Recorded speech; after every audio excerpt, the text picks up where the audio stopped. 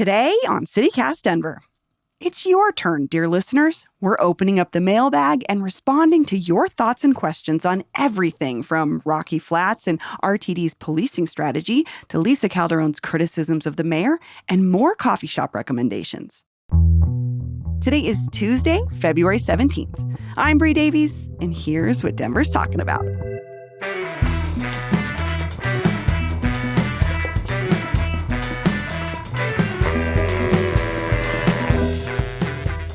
Producer Olivia, Jewell Love, hello. Hello. Producer Paul Karolyi, hi. Hey, what's up, Bree? I'd say I'm about 85% here. My voice is teetering on the edge. We'll see how it goes. Yeah, if you guys didn't notice, Paul's on Planet Dayquil right now. Paul's been sick for a very long time, and he's finally able to join us. For how long, we don't know. But Paul, I'm glad you're here. Sit back in the cut on this one. Just going to sit back.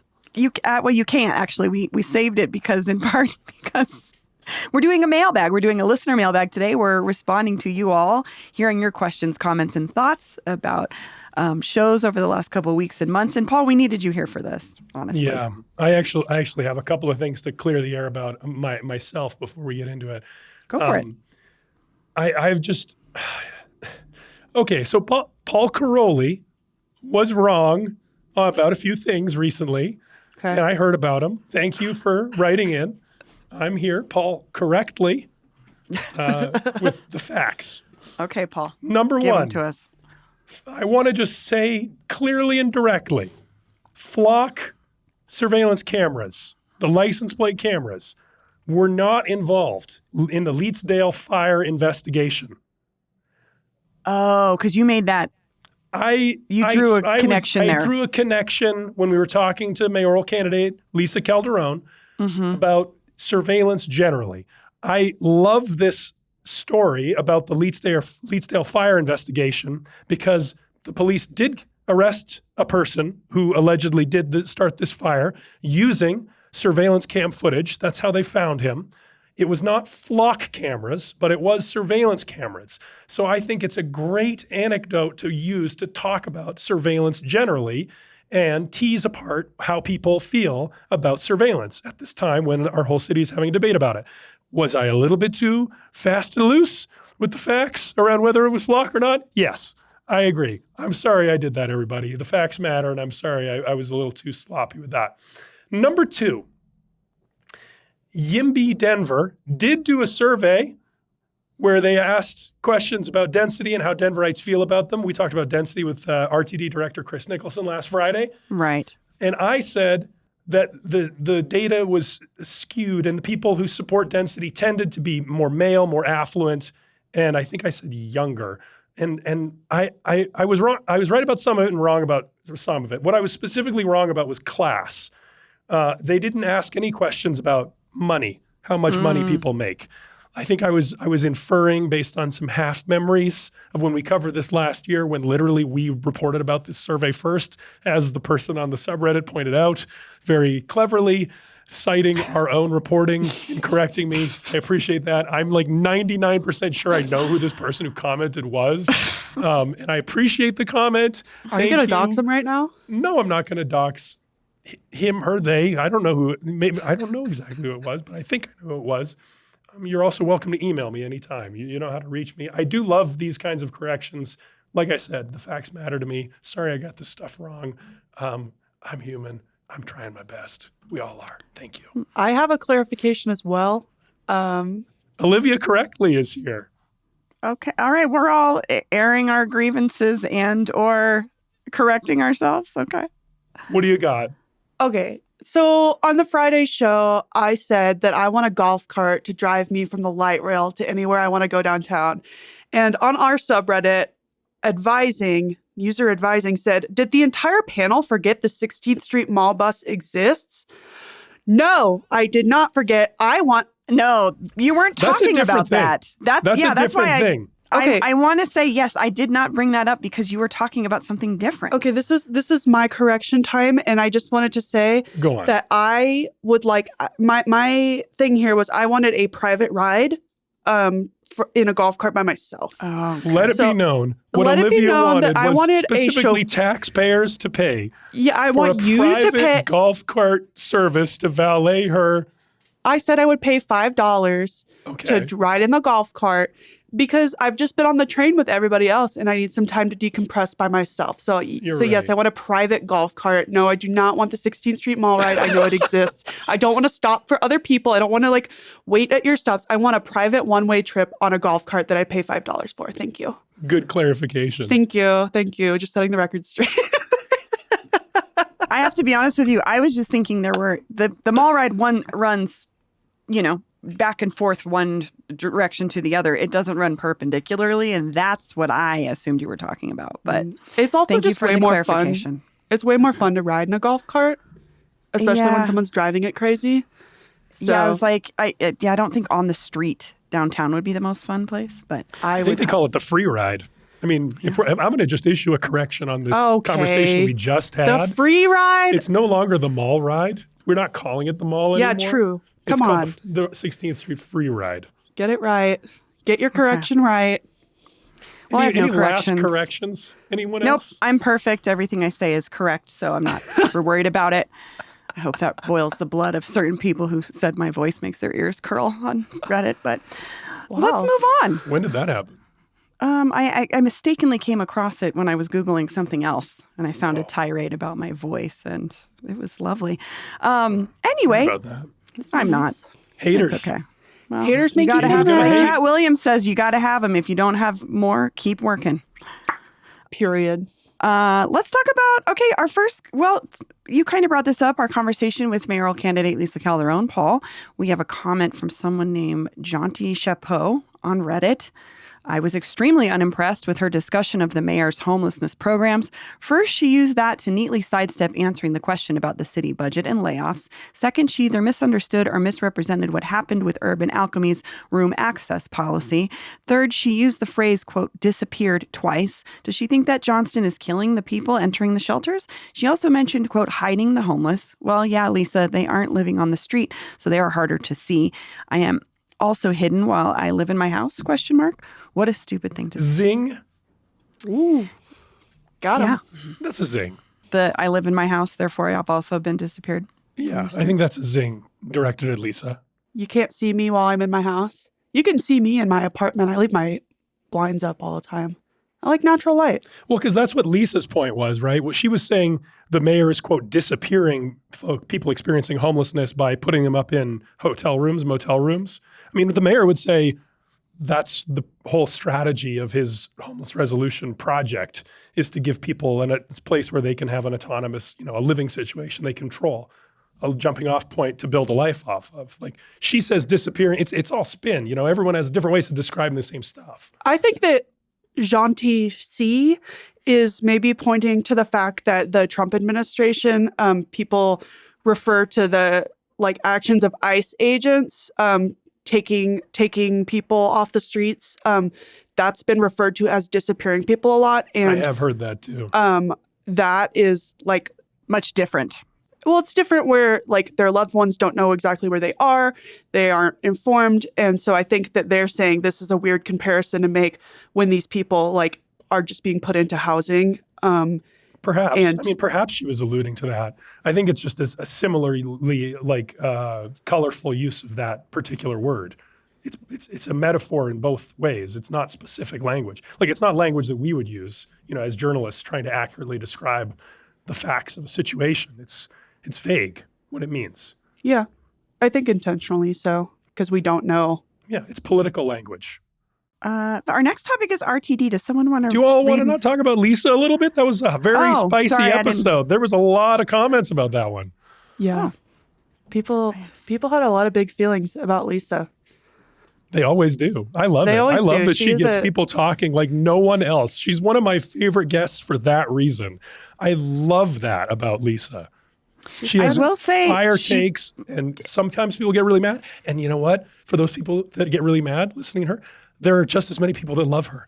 Look at the last election results. 2023 mayoral election, when there were 17 candidates running. The first vote getter was Mike Johnston, who went on to be mayor. He got 42,000 votes. Number 2, Kelly Brough, 34,000 votes. Number 3, Lisa Calderón, 31,000 votes. That's pretty close. I mean, if we were doing 11,000 votes fewer than the current mayor, 31,000 people in Denver voted for her.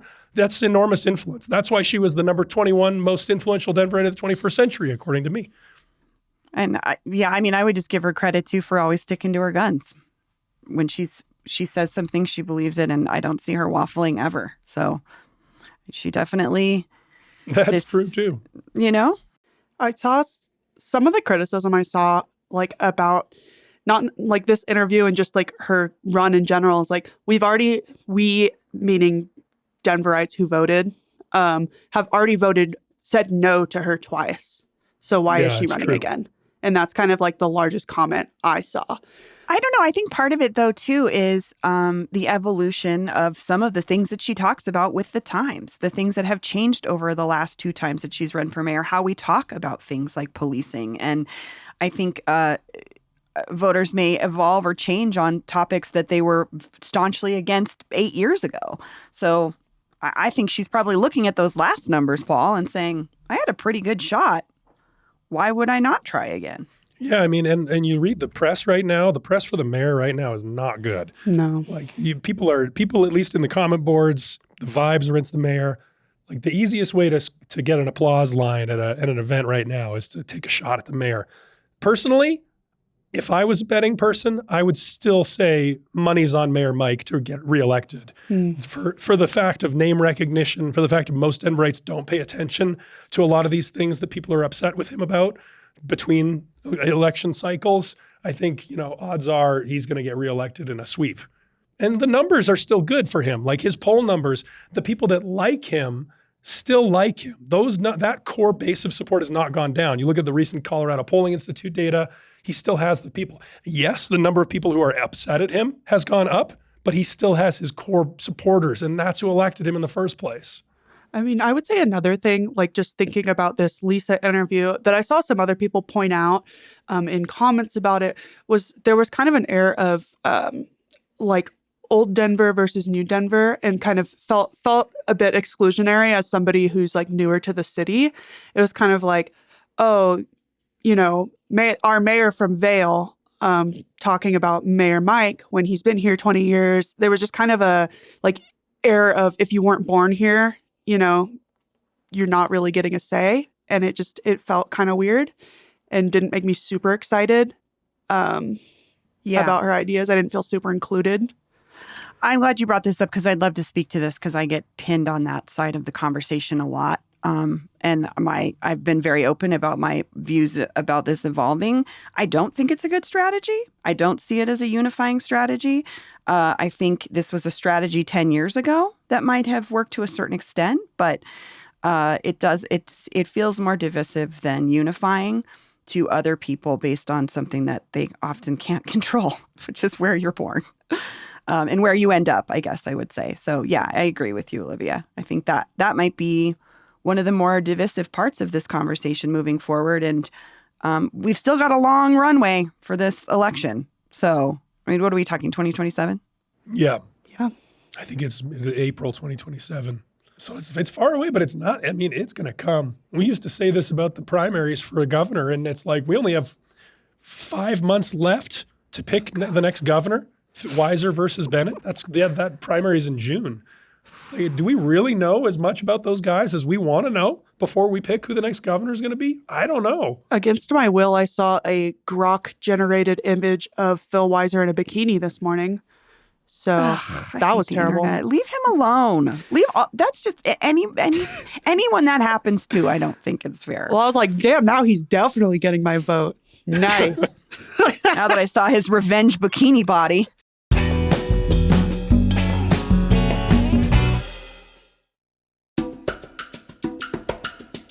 This episode is brought to you by Cozy Earth. How much do I love my Cozy Earth pajamas? Let me count the ways. They're super soft, they're made to last, and they're the only matching set of pajamas in my drawer. Move over a ratty old band t-shirt and that pair of Joe boxers I've had since the 90s. The bamboo pajama set is my new forever favorite. did I mention these bad boys have some utility? I can stop leaving my AirPod case all over the house while I'm getting ready for bed because my Cozy Earth pajamas have pockets. It's amazing. And they're made from viscose from bamboo and spandex, so Cozy Earth's pajamas are stretchy, but they keep their shape. They're so comfy and they look cute. Share a little extra love this February and wrap yourself or someone you care about in comfort that truly feels special. Head to CozyEarth.com and use code CozyDenver for up to 20% off. And if you get a post-purchase survey, be sure to mention you heard about Cozy Earth right here on CityCast Denver. Celebrate everyday love with comfort that makes the little moments count. Would someone like to read this email from Marissa P?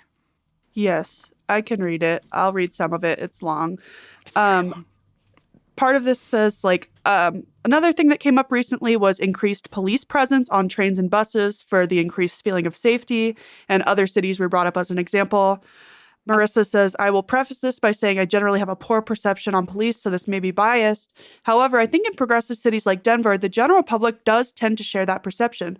As somebody who spent some fairly decent time living in New York City and spends a lot of time there with family that lives there, people who live there are not happy with the increased presence of NYPD on transit. She goes on to say, I don't think it makes anyone feel more safe and generally makes more marginalized communities feel less safe or comfortable in the space.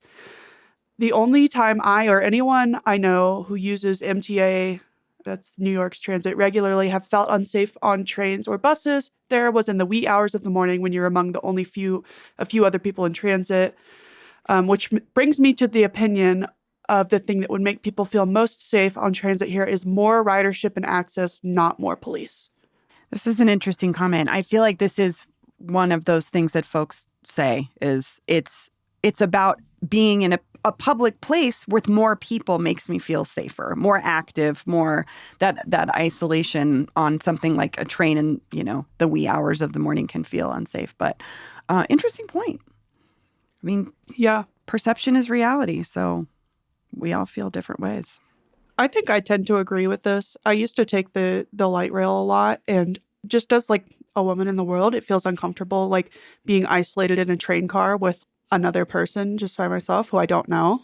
I would feel a lot more comfortable if there were a lot more people there with me. And when they started increasing the security presence on the trains, I didn't necessarily feel more safe. I just overheard a lot of like weird conversations from the security people that just made me feel uncomfortable, honestly. So like, I don't know. I tend to agree with this comment for me for my personal experience riding the train. Mm.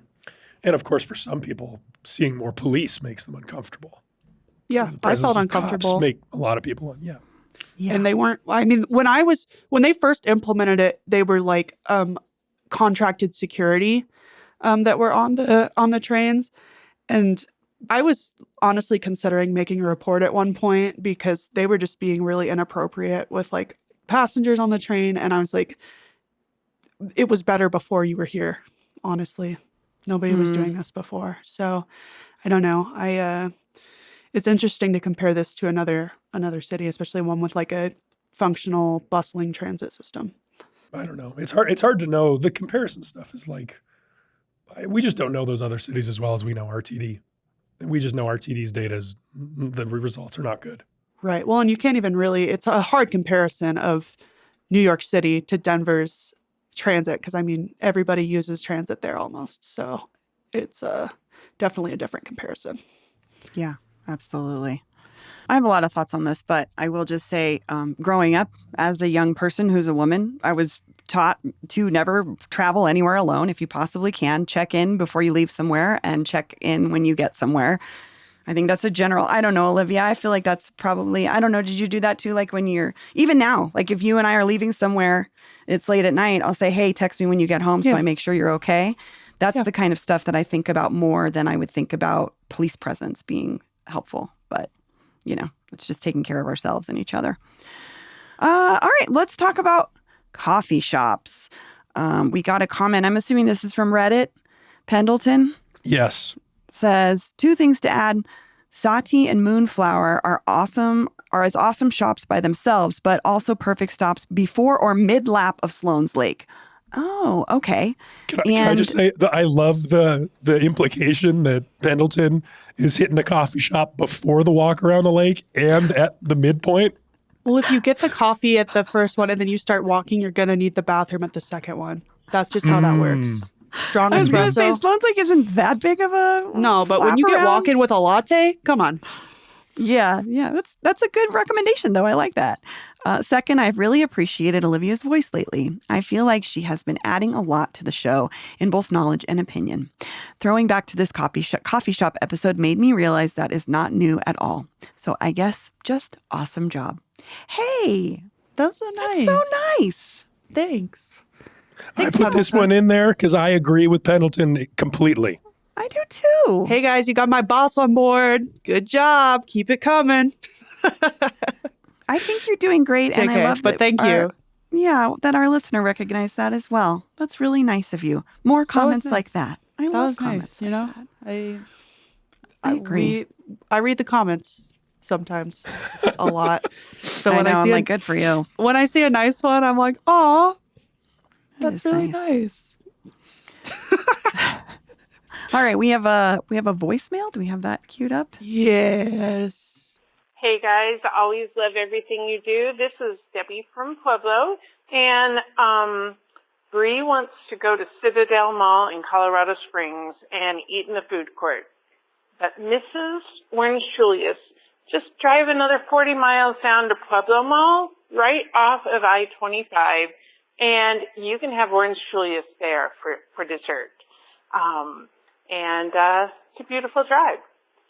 Have a great one, guys. Bye-bye. First of all, what's up, Debbie from Pueblo? You've been a longtime listener. I love hearing from you. It's been a while. I actually, by the time you hear this episode, will have gone to Pueblo, and that is on my list to go to the Pueblo Mall. So I'm spending my beautiful Valentine's Day weekend with my gay husband in Pueblo at his new house. And I said, can we go to Pueblo Mall? And he said, absolutely. Please take pictures. Take pictures of you with an Orange Julius so we can show Debbie. I will. And I think I'm going to hit Citadel Mall on the way back by myself through Colorado Springs because I just got to see it. But yeah, thanks for the rec, Debbie. I love a good Orange Julius. They're hard to find. I'm going to get one in Pueblo. I love it. Anyone got a good Orange Julius recipe? Yes. I just Googled this. Drop it in the DM. This was a crisis earlier this week because it requires orange juice concentrate, which I think Minute Maid stopped. They're going to stop making it, but that's part of the recipe. Oh, and Minute Maid, stop. Get that King Soopers brand. It'll be okay. That's true. Orange juice concentrate, Carnation Instant Breakfast is also the secret to making it taste a little bit like an authentic Orange Julius. And if you want to go old school, you add a raw egg and a banana. Oh, right. I remember that there was an egg in it. Hey, for those gains. For them gains. Protein. You don't hear the protein guys going for Orange Julius so much. Well, they're missing out. They don't know. You can just add protein powder to your Orange Julius and collagen, and add creatine. 14 eggs. You can put it all in there. Just have an egg Julius. I love it. I love someone that knows where an existing Orange Julius still lives.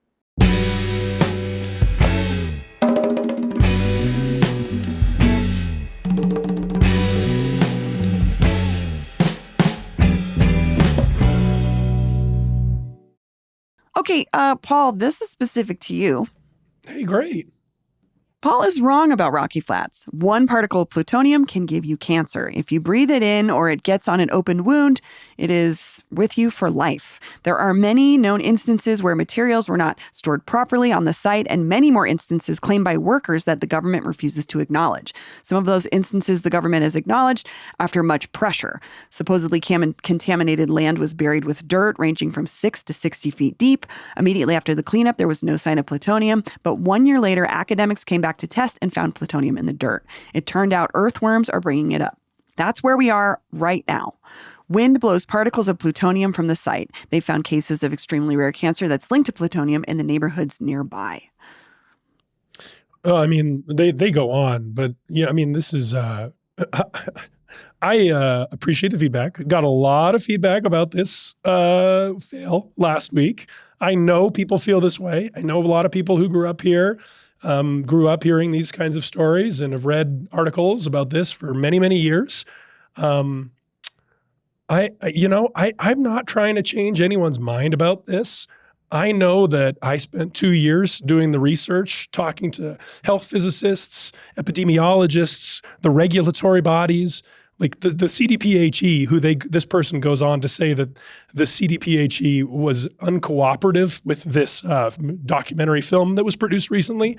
If you talk to the people at the CDPHE, they're just like, privately exhausted by this whole narrative around Rocky Flats, because to them, it's settled science.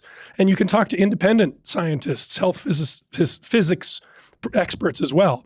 Like, it's not really an issue that like people who do this kind of science are worried about. The people who care about it are folks who have been around Rocky Flats for a long time, lived around it or heard stories for a long time, and have heard these very scary anecdotes about it.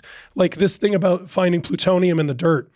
Like it's a cherry-picked piece of data that sounds very scary, but when you actually like put it up against someone who has done like comprehensive look at the health implications of this cleanup, it's not that big of a risk.